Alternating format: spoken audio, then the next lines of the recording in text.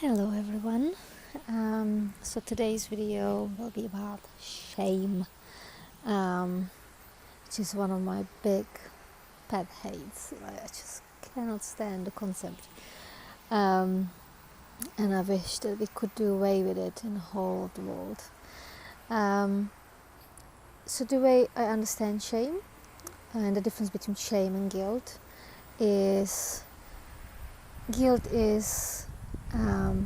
especially when appropriate, healthy, and it's about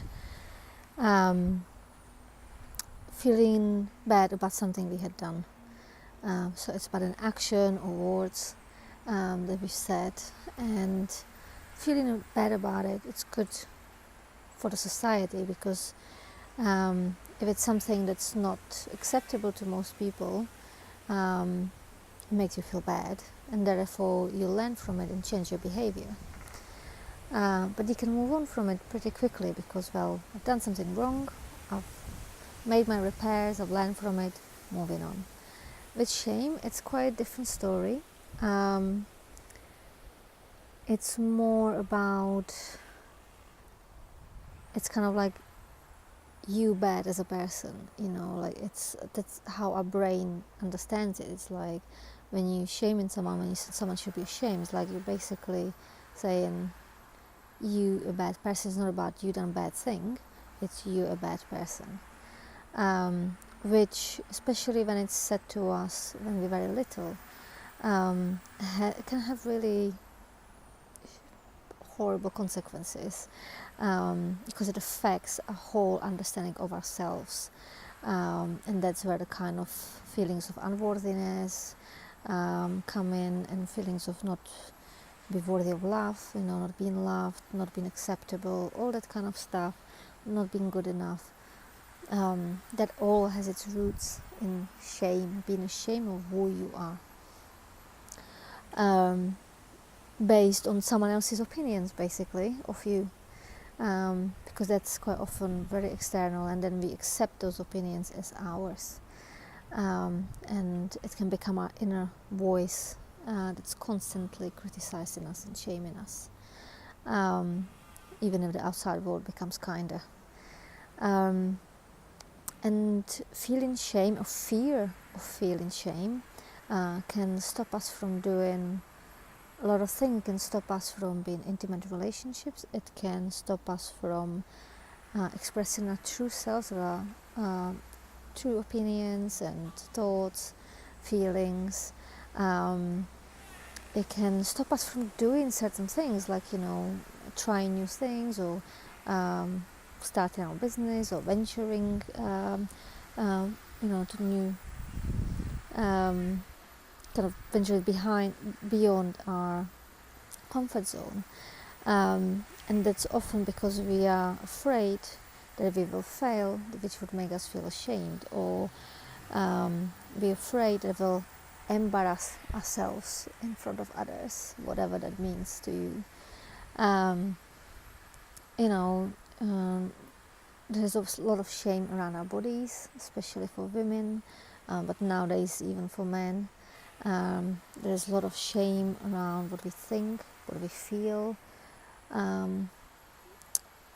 we present ourselves, like you name it, any expression of you, and there will be at some point a part that you feel ashamed of. Quite willing to bet, unless you've done a lot of work on yourself, or you've been brought up on a different planet.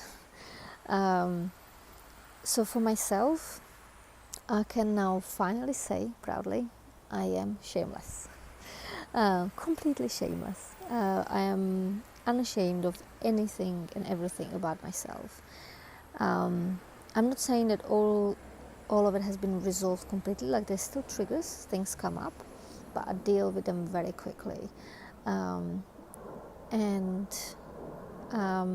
heal them and resolve them immediately, because shame has no place in my life. And since I let go of my shame completely, which happened about a couple of years ago, my life has transformed in so many ways. Actually, I lost weight without changing anything else. I became even braver. I published a book that's very intimate and very open about me, my feelings, my thoughts, even my body, because there are pictures of pieces of my body, almost every single bit of it. And I even had my first public speaking gig. Obviously I'm doing these Facebook lives and all this kind of stuff, like I am just okay with saying how I feel, what I think, and act in a way that I feel is the best at that point, without worrying whether someone might judge it or whether I might feel embarrassed about it or anything like that. I still have fears, but they're not around shame. They're not based on shame, and even those fears I still work on and challenge and conquer. So for me, it's been quite a journey. Shame was actually my biggest obstacle, something that was really holding me back.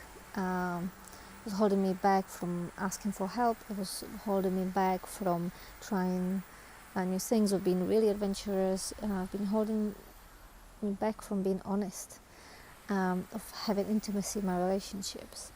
And most of these shameful thoughts of, you shouldn't be doing this, or these shoulds and shouldn'ts, very much expression of shame, had been really installed when I was very little, often based in no logic. It was just really ridiculous when I really started to think about all these rules that I have applied in my life and all these reasons why I couldn't do or say certain things. And I was like, well, who says? Who is the ultimate authority on what I should be wearing or what I should be feeling, what I should be thinking? Who the fuck says that I should be one way or another?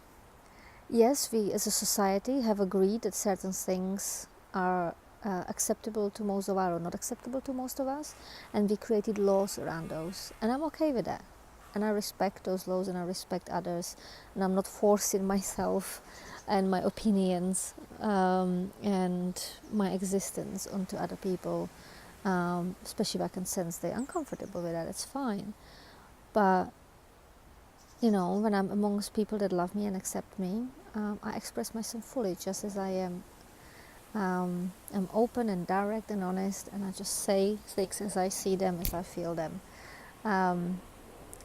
Which, funnily enough, once you conquer that fear of being judged and embarrassed, actually deepens the relationships and makes them more real and more lasting.